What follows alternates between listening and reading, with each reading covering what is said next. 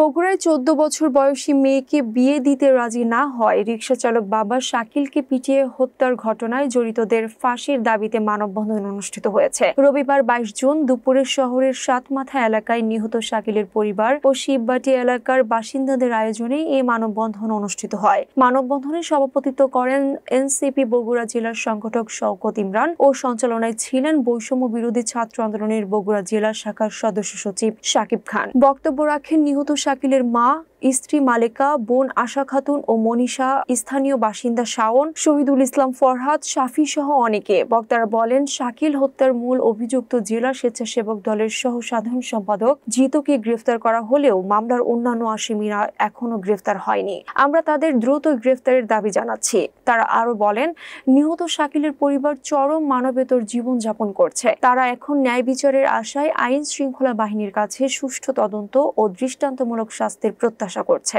আমরা খুনি জিতু ও তার সহযোগীদের ফাঁসির দাবি জানাই।